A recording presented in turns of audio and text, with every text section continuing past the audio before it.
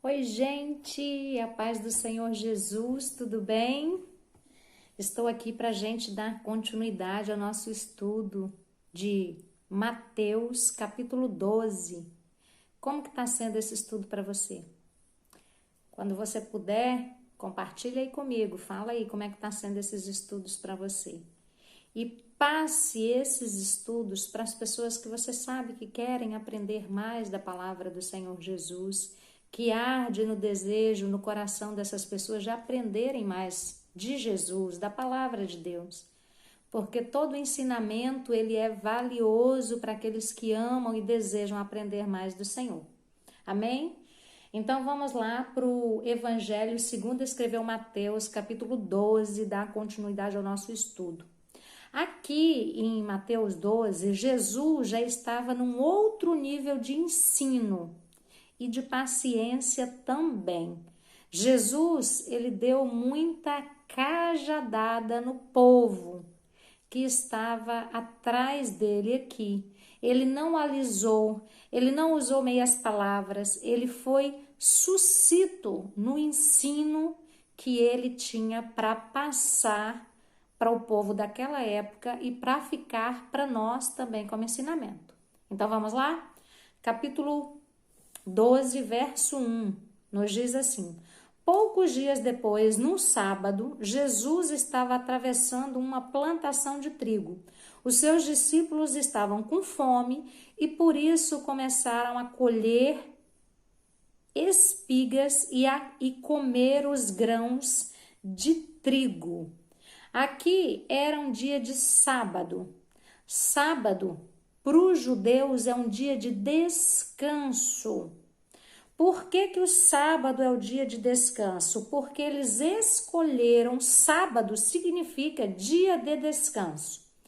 Então, eles escolheram esse dia como sétimo dia, né, da semana para estarem trabalhando e estarem descansando. Então, era um dia de sábado. E quando nós olhamos na Bíblia, lá em Gênesis capítulo 1, nós vemos que o próprio Deus se permitiu descansar depois de 7 dias de trabalho. Então, nós também precisamos de descanso. O descanso ele é necessário para a nossa saúde. Em Gênesis, Deus nos mostra que quando a obra está toda acabada, pronta, nós sim precisamos descansar, assim como ele também foi descansar. Então, o descanso, ele faz bem para a nossa saúde, ele faz bem para a nossa mente, ele faz bem para as nossas emoções, ele faz bem para o nosso sentimento, porque através do descanso nós temos equilíbrio emocional, físico, espiritual. O descanso ele equilibra o nosso corpo, todos nós precisamos descansar, né? Então, o problema aqui para os fariseus, nós vamos continuar lendo e nós vamos ver, que era um sábado. O sábado, ele também pode simbolizar na Bíblia um lugar onde está tudo perfeito. O descanso de Deus na nossa vida. O encontro, intimidade com Deus. O sábado pode ter um significado de entrar no descanso do Espírito Santo de Deus. Não tem quando você termina os seus afazeres, você vai... agora eu posso descansar no Senhor. O sábado, o dia do descanso, para o povo de Israel, é mais ou menos isso. É um dia que as pessoas separam para poder descansar. E aqui nos diz que os discípulos eles estavam colhendo espigas. Os discípulos não estavam roubando.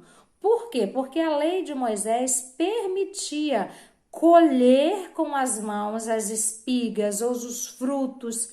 E aqui no caso de trigo, né, nas plantações das outras pessoas. Tá lá em Deuteronômio capítulo 23, no verso 24 a 25. O problema que foi visto aqui era que isso estava sendo feito no sábado. E isso que nós vamos ver aqui no verso 2. Quando alguns fariseus religiosos, pessoas que são iracundas, pessoas que põem um peso em cima do outro ao qual elas não carregam. Nós já explicamos sobre os fariseus aqui. Então, quando alguns fariseus viram aquilo, disseram a Jesus: veja, os seus discípulos estão fazendo uma coisa que a nossa lei proíbe no sábado. Verso 3. Então Jesus respondeu: vocês não leram o que Davi fez quando ele e os seus companheiros estavam com fome? Lá em Números, capítulo 28, nós vemos que Davi, ele foi para o lugar aonde estava a tenda do Senhor e ele se apropriou de uns pães que eram colocados para oferta a Deus. Era colocado 12 pães em oferta a Deus e esses pães eram trocados a cada sábado. E somente os sacerdotes podiam comer esses pães velhos. Está lá em Levíticos capítulo 24, no verso 5 a 9. Porém, Davi com os seus companheiros, quando estava passando por ali, eles estavam com fome. E os levitas daquele lugar deram esses pães para Davi e os seus comerem, se alimentarem. Então Jesus está falando: vocês não viram? Vocês não viram na lei que Davi entrou na casa de Deus, ele e os seus companheiros comeram os pães oferecidos a Deus, embora isso fosse contra a lei? E Jesus continua dizendo, verso 5, ou vocês não leram na lei de Moisés que nos sábados os sacerdotes quebram a lei no templo e não são culpados? Nos sábados, os sacerdotes quebram a lei. Por quê? Para oferecer sacrifícios. Os levitas, os sacerdotes, eles tinham que trabalhar mesmo no dia de sábado. Está lá em Números, capítulo 28, do verso 9 e 10. Os sacerdotes, eles faziam sacrifício no sábado. Ou seja, não é que Deus não quer que você trabalhe no sábado, no sentido de você não fazer nada, de você ficar de perna para o ar. Não é isso que Deus está dizendo.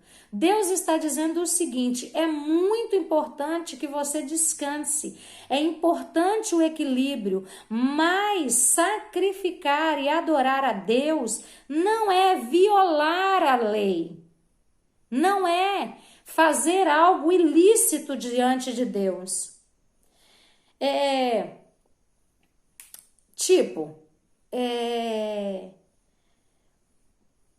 Para o povo de Israel, eles eram tão, vamos colocar assim, religiosos, tão neuróticos, que eles achavam que eles deveriam ficar no dia de sábado como se fosse uma múmia. Eles não podiam fazer nada, eles só podiam ficar assim parados, adorando a Deus, orando, lendo a Bíblia. Até para comer, eles tinham dificuldade. Só que isso era um peso que eles colocavam sobre as outras pessoas e não era isso que Deus queria. Tanto que Jesus declarou que na lei de Moisés, nos sábados, os sacerdotes, quem eram os sacerdotes, gente? Eram as pessoas separadas, preparadas para levar o povo a um encontro com Deus. Mas os fariseus não queriam levar o povo a ter um encontro com Deus. Eles queriam chatear, perseguir e acusar Jesus Cristo. E Jesus Cristo estava mostrando aqui que não era isso que eles pregavam que o próprio Deus queria. E isso deixava eles muito irados. E nós vamos ver isso. Verso 6. Eu afirmo a vocês que o que está aqui é mais importante do que o templo. Jesus é maior do que o templo. Isso que ele estava falando. Verso 7. Se vocês soubessem que as escrituras sagradas querem dizer quando afirmam: eu quero que as pessoas sejam bondosas e não que me ofereçam sacrifícios de animais, vocês não condenariam os que não têm culpa. Verso 8. Pois o Filho do Homem tem autoridade sobre o sábado. Jesus Cristo, ele é o dono do sábado, ele é o Senhor do sábado. O Filho do Homem é que tem autoridade, o Filho do Homem é que é o dono do sábado. Outra tradução, no verso 8, diz assim: pois o Filho do Homem é Senhor do sábado. O Senhor é dono, proprietário, aquele que manda, aquele que desmanda, aquele que entrega, aquele que tira. Então Jesus Cristo, ele está dizendo: eu sou o Senhor do sábado. Verso 9. Jesus saiu dali e foi para uma sinagoga. Estava ali um homem que tinha uma das mãos aleijadas ou mirradas. E Jesus diz: então algumas pessoas que queriam acusar Jesus de desobedecer à lei lhes perguntaram. Vê, são pessoas que estão em volta de Jesus, mas querendo manipular e fazerem pegadinhas contra Jesus. Verso 10, vamos continuar lendo. Estava ali um homem que tinha uma das mãos aleijadas. Então, algumas pessoas que queriam acusar Jesus de desobedecer à lei lhe perguntaram: é contra a lei, é contra a nossa lei curar no sábado? Jesus respondeu: se um de vocês tiver uma ovelha e no sábado ela cair num buraco, será que ele não vai fazer tudo para tirá-la dali? 12. Pois uma pessoa vale muito mais do que uma ovelha. Portanto, a nossa lei permite ajudar os outros no sábado. Verso 14. Então os fariseus que estavam ali saíram e começaram a fazer planos para matar Jesus. Então, Jesus, ele continua citando as escrituras, ele continua falando daquilo que a lei permite ou a lei não permite. Ele diz no verso 12: portanto, a nossa lei permite ajudar os outros no sábado. Isso que Jesus está dizendo. E no verso 13 ele diz: estenda a mão. E o homem estendeu a mão e ela sarou e ficou igual a outra.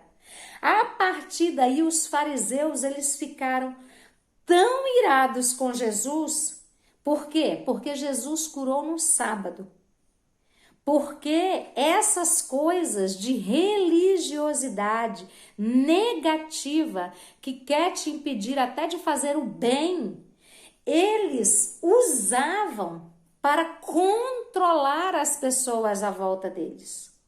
Eles usavam as manipulações para escravizar o povo.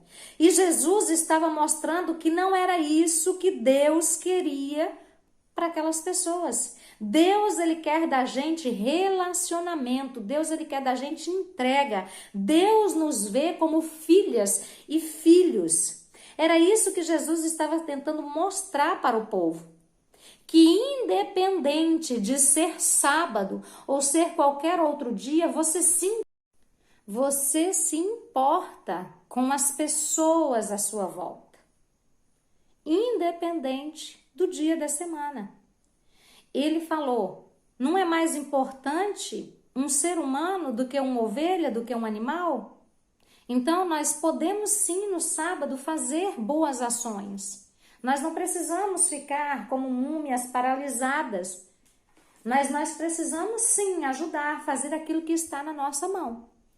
Vamos lá, verso 15, nos diz assim: quando Jesus soube disso, que os fariseus estavam querendo matá-lo, né? Jesus foi embora dali e muita gente o seguiu. Ele curou todos os que estavam doentes. Jesus sempre trabalhando para o reino de Deus. Verso 16.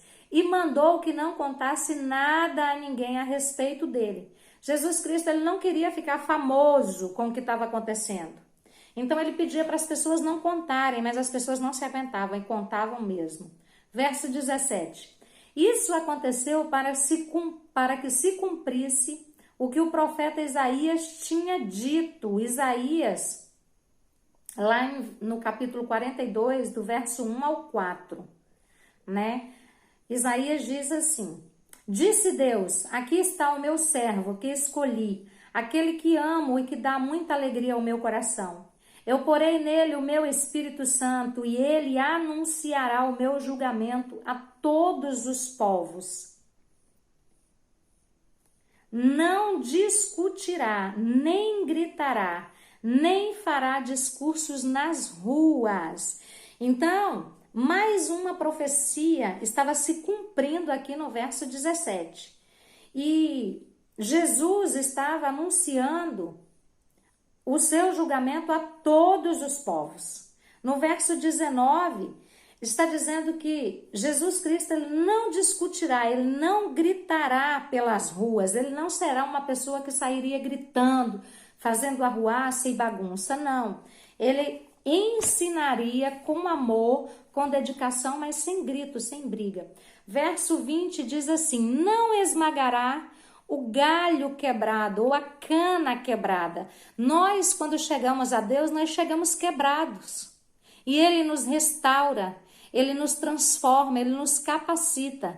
E continua dizendo: nem apagará a luz que já está fraca. Tem alguns lugares que fala tocha ou pequena,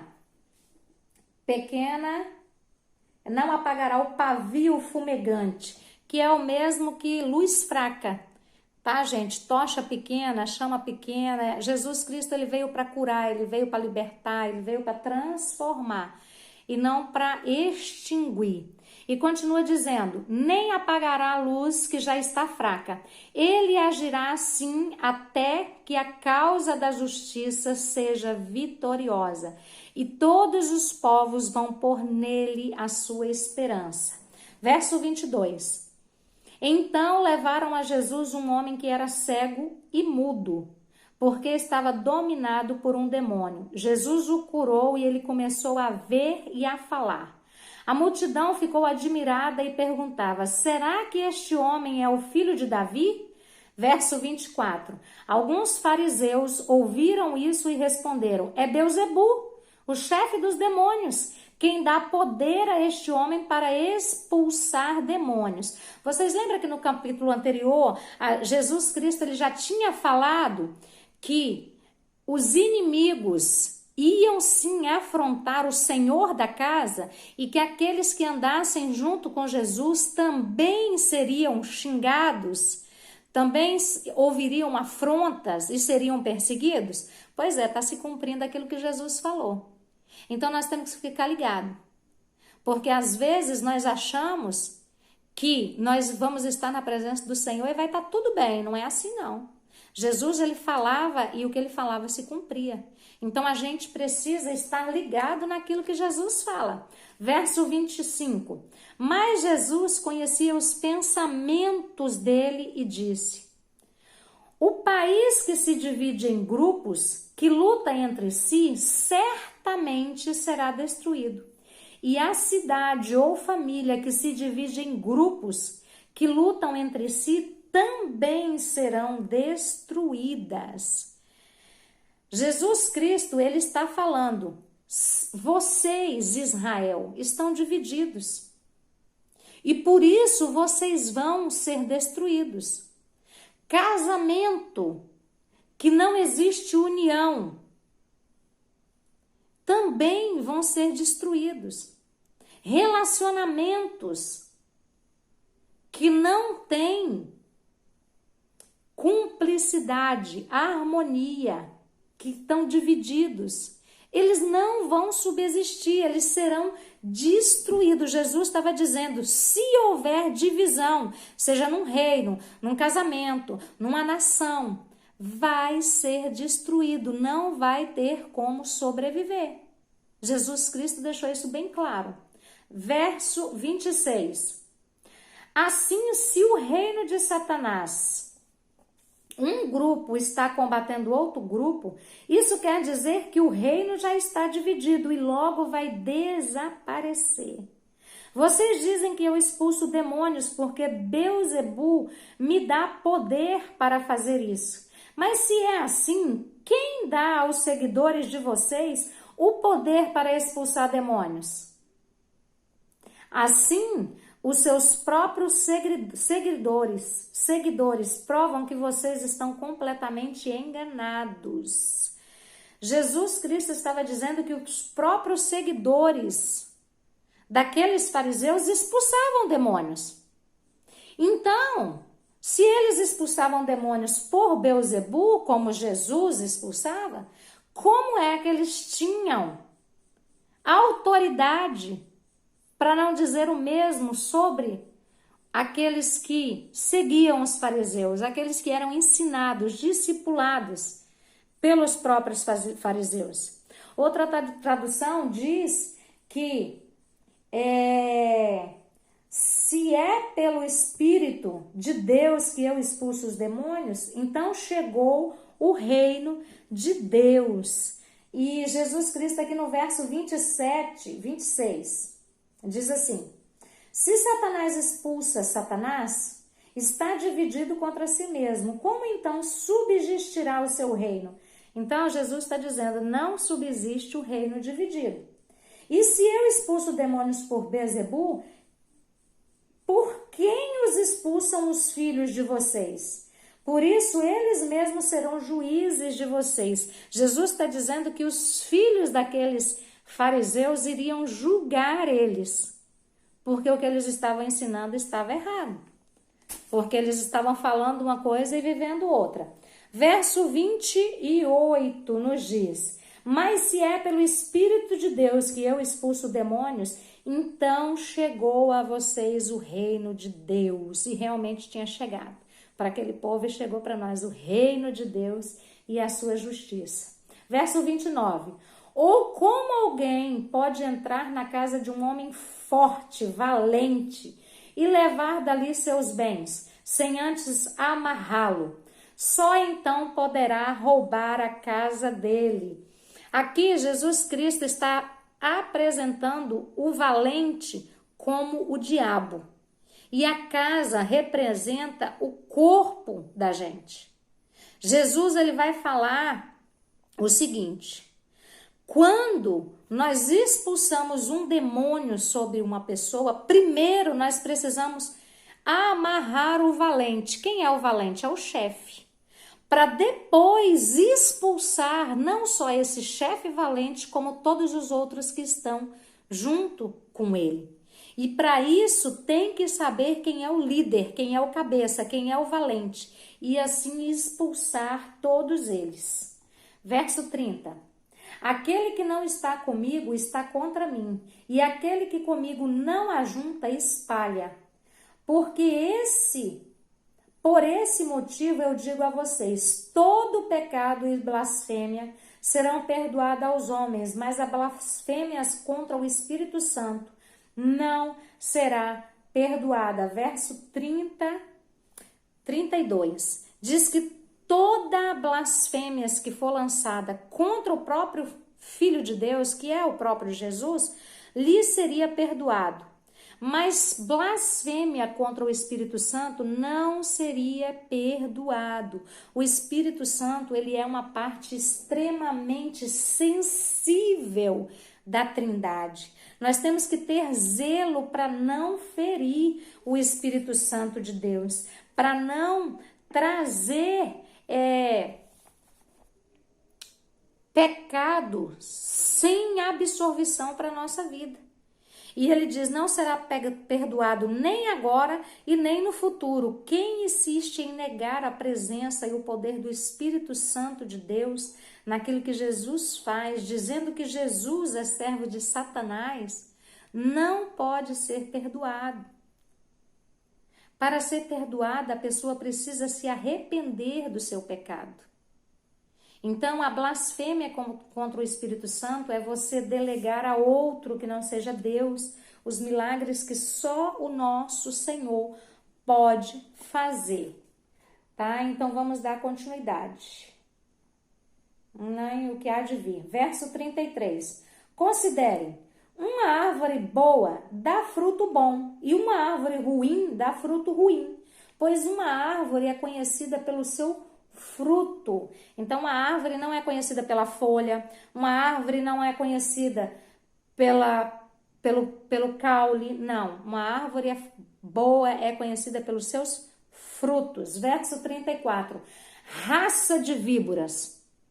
Jesus, gente, ao contrário do que se pensa, ele xingou, ele falou para esse povo, raça de víboras, assim como João Batista também tinha falado.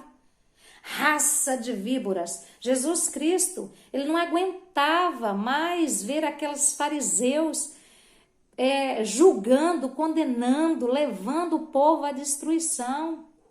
Então Jesus aqui, ele não guarda raiva de ninguém, não, ele fala mesmo, raça de víboras, e ele não falou isso assim, raça de víboras, não, ele falou nervoso, raça de víboras, como podem vocês, que são maus, dizer coisas boas, pois a boca fala do que o coração está cheio.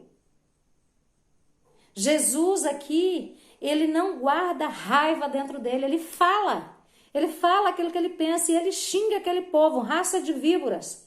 Jesus, ele é bem claro aqui que quando ele diz que existem pessoas más, ele diz, vocês que são maus, nem tudo, gente, é demônio. Existem pessoas que estão, sim, sobre posse de demônios e elas são perversas, são más, fazem coisas ruins e você expulsa o demônio e aquela pessoa passa a ser uma pessoa mansa, boa, tranquila, em paz.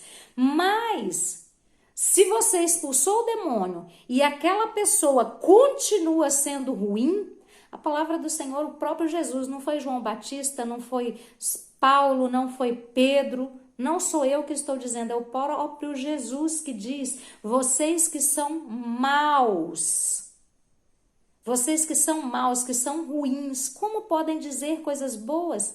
Se a boca fala do que o coração está cheio. Então Jesus, ele continua dizendo que mesmo pessoas que não estão possuídas de demônios, elas continuam sendo pessoas más, perversas. Caim era um homem perverso. Quando você lê no princípio da palavra de Deus, você vê que Caim era perverso. E existe sim descendentes de Caim até hoje sobre a terra. E essas pessoas perversas fazem perversidades, não é demônio, não é influência, são pessoas perversas, más. E a palavra do Senhor nos diz que o coração fala do que está cheio. O coração aqui é alma, é vontade, é desejo, é querer.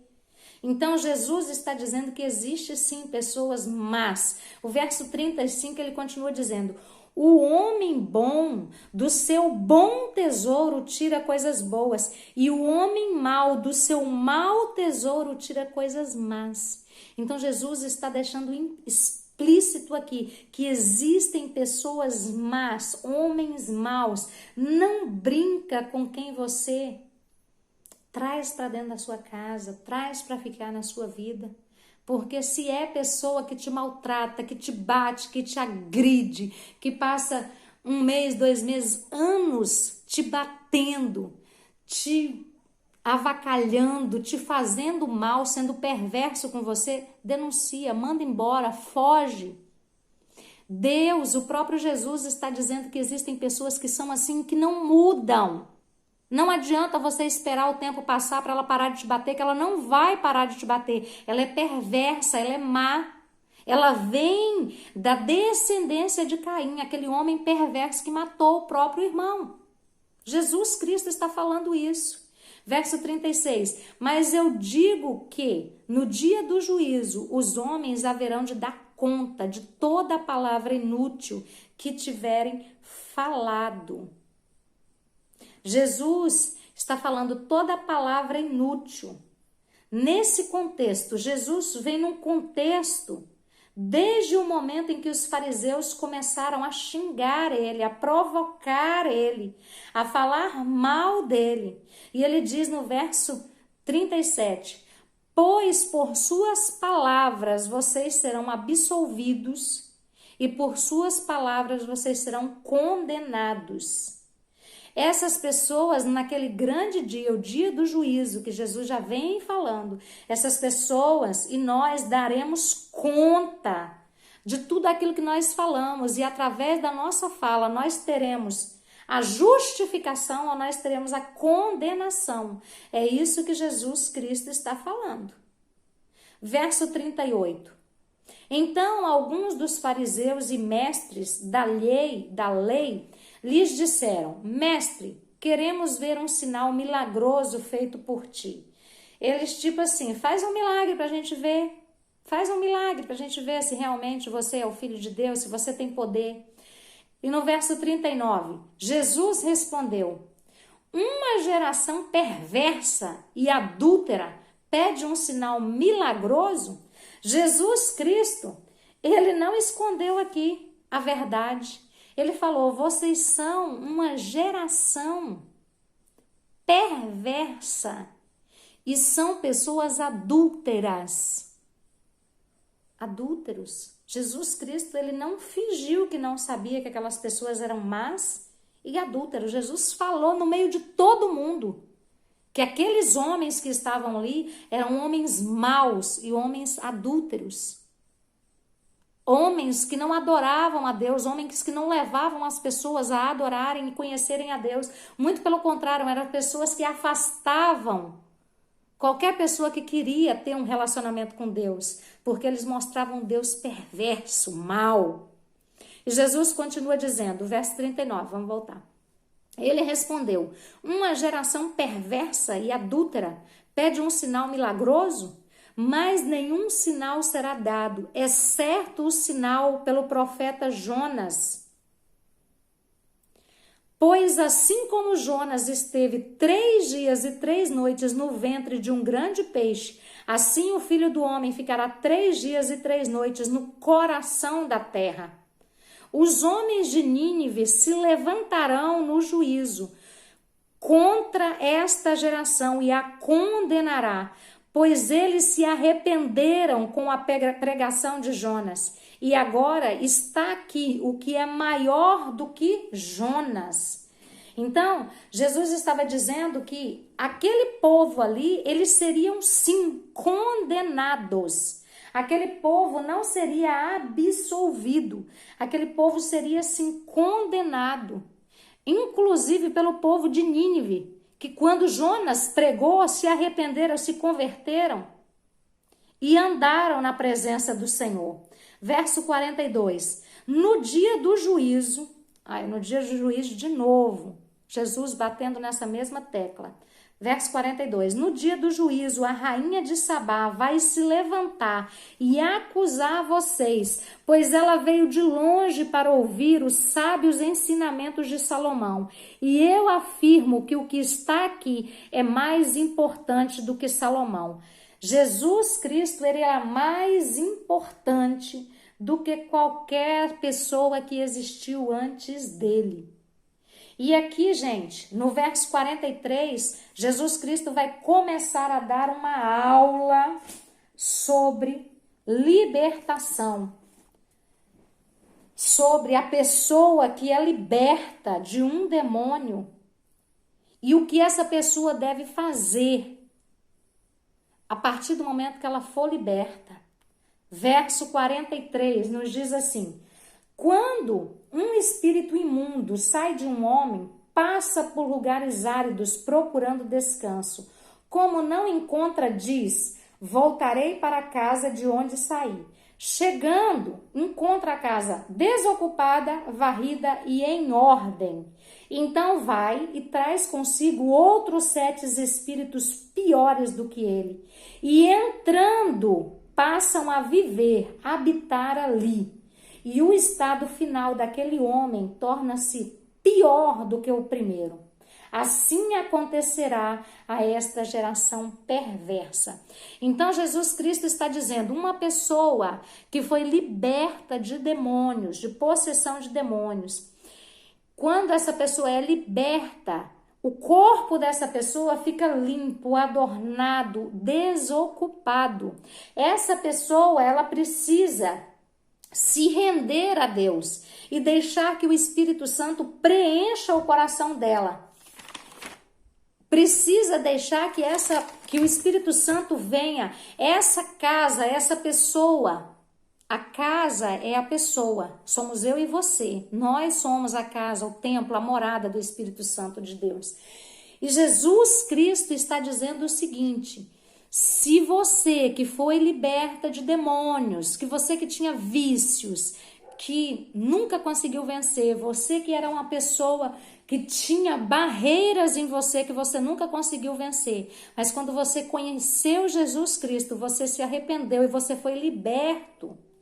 Você tem que preencher o espaço no seu coração, você precisa preencher essa pessoa com os ensinamentos, com a presença do Espírito Santo. Essa pessoa precisa ter a mente ocupada pelas coisas de Deus. Por quê? Qual o ditado do mundo? Mente vazia, oficina do diabo. E a palavra do Senhor diz que ele vai buscar 7 demônios mais fortes do que ele e volta e habita naquela pessoa. Mora, ele se esconde, ele fica ali causando destruição. Então, se um vício seu foi arrancado e você não preenche com a presença de Deus, voltam mais 7 demônios para vocês, pior do que aqueles que saíram, pior do que o primeiro. Então, precisa haver um discipulado, não basta apenas expulsar o demônio, tem que tratar as feridas dessa pessoa, tem que fechar as brechas, fechar as possibilidades da volta desses demônios. Precisa limpar a casa, precisa adornar e precisa preencher com a presença do Espírito Santo. Jesus fala, em toda a Bíblia, declara pessoas más, pessoas perversas. Tem pessoas que não querem mudar e nunca serão mudadas. Então não é porque o demônio veio, habitou nela, limpou e agora vai ficar tudo bem. Não, tem pessoas que não querem ser mudadas. As pessoas que verdadeiramente têm um encontro com o Senhor Jesus, elas são limpas, elas são adornadas e elas se rendem à presença do Espírito Santo. Então essas pessoas podem sim ser mudadas pelo Senhor Jesus. Verso 46 diz assim: falava ainda Jesus à multidão quando a sua mãe e os seus irmãos chegaram do lado de fora querendo falar com ele. Verso 47: alguém lhe disse: tua mãe e teus irmãos estão lá fora e querem falar com você. Lembra que nós lemos no capítulo anterior que Jesus Cristo, ele abomina quem coloca pai, mãe, irmão, filho acima dele? O próprio Jesus aqui nos ensina com a sua própria atitude que ele estava, a palavra do Senhor fala que Jesus Cristo ainda estava falando, ensinando a multidão. Quando alguém chegou perto dele e falou: ei, Jesus, hein, para aí. A sua mãe, as suas irmãs e os seus irmãos estão lá fora, estão querendo falar com você. O que Jesus responde? Quando ele é parado da ministração, do ensinamento dele, o que ele responde para essa pessoa? Verso 48. Quem é minha mãe? E quem são os meus irmãos? Perguntou Jesus. Jesus Cristo, ele falou. Jesus Cristo respondeu. Jesus Cristo, ele diz: quem é a minha mãe? Quem é os meus irmãos? Verso 49, ele diz assim: e estendendo a mão para os discípulos, disse: aqui está a minha mãe e os meus irmãos. Pois quem faz a vontade do meu Pai, que está no céu, este é o meu irmão, a minha mãe e a minha irmã. Jesus Cristo, ele estava dizendo aqui, em poucas palavras, o seguinte: a minha mãe já cumpriu o chamado dela que Deus fez. Agora, quem anda comigo é que é a minha família. Ou seja, Jesus Cristo, ele não parou para ir lá fora dar atenção para a mãe dele, para os irmãos dele, para as irmãs dele. Sabe, Jesus Cristo, ele reconheceu que Maria tinha cumprido o propósito dela, assim como João Batista tinha cumprido o propósito dele. Ao fazer aquilo que tinha feito, ele não foi na cadeia visitar João Batista. Aqui também ele não parou tudo o que ele estava fazendo para ir atender Maria, os seus irmãos e as suas irmãs, a sua mãe e os seus irmãos. Existem enganos que são pregados para nós. As pessoas falam e chamam Maria de a Virgem Maria. Sim, ela era virgem, ela concebeu e depois que Jesus Cristo nasceu, ela que já estava casada com José, ela teve uma vida sexual ativa com José. Tanto que a palavra do Senhor diz que ela estava ali com os irmãos e as irmãs de Jesus. Então, depois de Jesus, ela teve relacionamento com o seu marido José, que aqui já não menciona José. Então, nos dá uma abertura para que a gente conclua que José já havia falecido. Por isso que estava somente Maria e os seus irmãos, né? Os seus irmãos e irmãs. E Jesus Cristo fala assim: agora, ela que já cumpriu o papel dela, os meus irmãos, a minha mãe, as minhas irmãs são aqueles que fazem a vontade do meu Pai, que andam no caminho que eu estou andando. Sabe, Deus, ele pode nos ouvir. A nossa oração chega aos ouvidos de Deus e é respondida. Por quê? Porque nós clamamos em nome de Jesus Cristo, aquele que morreu, mas ressuscitou ao terceiro dia. E Jesus Cristo, ele tem livre acesso à dimensão espiritual e à dimensão física. Por isso ele subiu aos céus e depois voltou para a terra, onde ele ficou mais ou menos 40 dias andando com seus discípulos, e depois ele subiu de novo para o céu. Jesus, ele não aprova essa dependência emocional dos filhos para com os pais depois que nós nos tornamos adultos. Nós devemos sim honrar o nosso pai, amar, cuidar deles sempre que eles precisarem, na velhice. Mas não é bíblico essa codependência emocional. Então, algumas coisas são pregadas. Por exemplo, você pode clamar a Deus no nome de Maria. Biblicamente você não pode. Porque biblicamente Jesus Cristo, Deus, ele condena as pessoas que falam com os mortos. Deus, ele condena, ele abomina, ele compara quem quer falar com os mortos com o feiticeiro. Então Deus, ele abomina. E Maria, ela morreu e ela não ressuscitou. Eu creio que Maria está no céu, num bom lugar. Amo Maria, ela foi instrumento de Deus sobre essa terra. Mas ela cumpriu o propósito dela. E ela não pode fazer nada por mim e por você. Só existe um nome que está acima de todo nome e que pode nos levar ao Deus Pai, e é Jesus Cristo. É o nome de Jesus Cristo, é por intermédio de Jesus Cristo, que morreu, que ressuscitou, que está sentado à direita de Deus Pai e pode sim interceder por mim e por você. Então nós precisamos ver e entender o que a Bíblia fala e nos basearmos no que a Bíblia, a palavra do Senhor, nos ensina, para a gente não pecar contra Deus, para a gente não cometer heresias. Está bem?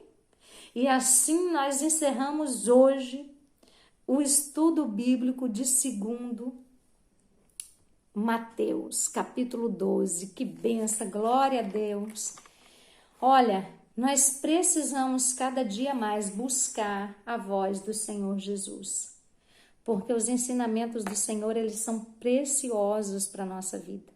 Que o Senhor te abençoe, que o Senhor abra o seu coração e a sua mente para a palavra dele, e que você possa ouvir, e que você possa ler mais vezes esse capítulo. E se você tiver alguma dúvida, coloca aqui embaixo, nos comentários.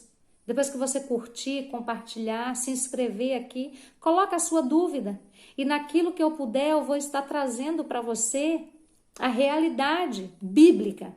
Porque é assim que nós vamos crescer e nós vamos nos achegar ao Pai. Amém? Um grande abraço, fica com Deus. Que o Senhor te abençoe e até a próxima, se Deus quiser.